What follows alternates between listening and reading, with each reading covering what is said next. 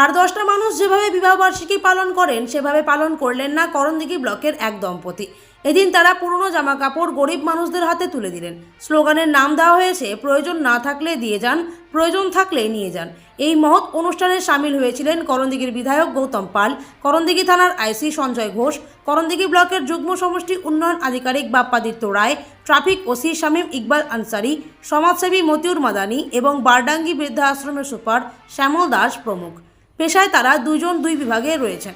কাঞ্চন জানা তিনি করণদিঘি থানার গোয়েন্দা বিভাগের আধিকারিক এবং তার স্ত্রী সীমা জানা তিনি করণদিঘি প্রাথমিক স্বাস্থ্যকেন্দ্রের নার্সিং স্টাফ।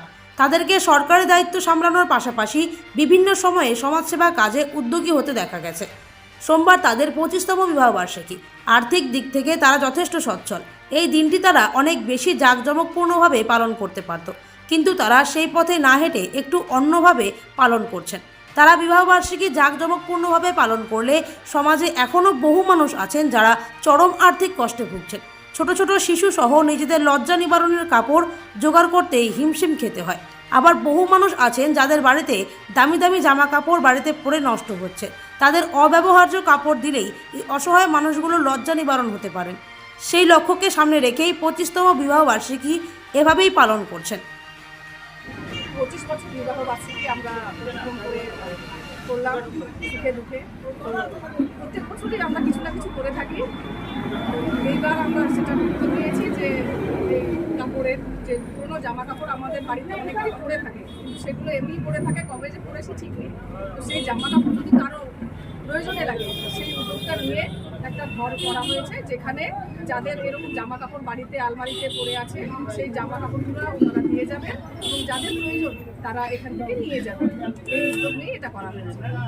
সত্যি কথা বলতে কি, মানে সবাই চায় ভালো, সবাই পছন্দ করে। আমাদের যে বিধায়ক সাহেব আছে যেভাবে উন্নয়ন করে, ওনাকে দেখে আমরা কিছুটা হলেও তো উৎসাহ পাই। এটা তো কেউ অস্বীকার করবার জায়গা নেই।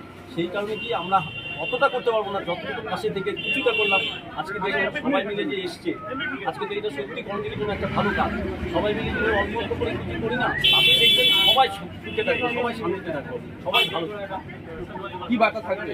বার্তা থাকবে দেখুন, একটা হচ্ছে কি আমাদের ঘরে অনেক জিনিসপত্র পড়ে থাকে, নষ্ট হয়ে যায়, আমরা সেটাকে ইউজ করি না।